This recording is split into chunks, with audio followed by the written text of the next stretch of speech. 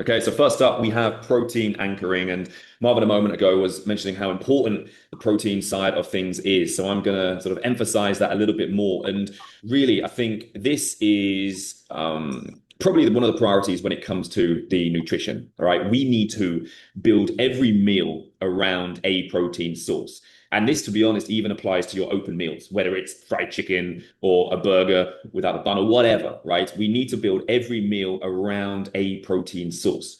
Protein, obviously, as you train and you're weightlifting, your strength training, you're doing your cardio, whatever it is, it's going to support that muscle retention when you are in a fat loss phase, right? If you are not getting enough protein in, then you risk losing muscle mass if you are training, right? Or if you're not training, right?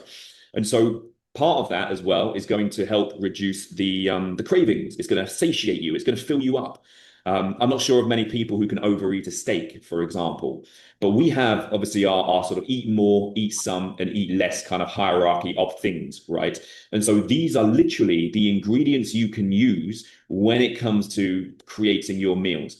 Everyone here is going to have different preferences when it comes to, what meats they like and what foods they like. And so really you can use this kind of thing to say, okay, breakfast, I kind of like, maybe the eggs and the turkey and Greek yogurt and these sorts of things. So how can I build meals around them?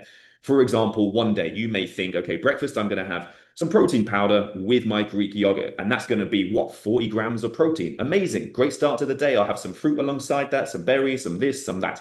Or you may think, okay, let's go and base my breakfast around eggs. And I'm going to have 3 to 4 eggs, and that's a really good serving of protein to start me in my day. Now, these are really like the whole food type sources, the kind of minimally processed stuff. Here, as we get into kind of ground meat and protein bars and protein powder, chicken wings, these sorts of things, they're a little bit higher fat and more processed in some kind of way. So we don't really want to base all our meals around these options. We want really these options, right? The good whole food, unprocessed types. And then when it comes to the eat some or the eat less side of things, right? These are where you're probably are going to be in the free meal category, right? The cheat meals, where maybe you've got your fried meat, you've got the high fat ground meats, these sorts of things. Like we want to minimize how much of these we get and really focus on building, like anchoring our meals in these whole foods. And really, in order to kind of implement it, what we're looking at is probably the least in terms of servings per day of protein any of our clients have is like 3, right? That is the target. Some people have 4, some people have 5.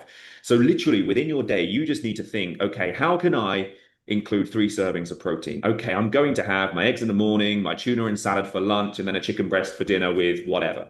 So how can you start structuring your meals in the day? Obviously, if you're not on a meal subscription or something, and really kind of focus the meals around these, because these things is going to be the biggest like high impact ingredient. And this is going to be great for people who struggle with feelings of fullness or need to feel a bit satiated, because the protein is going to do that, and obviously is important for those generally to get more protein in.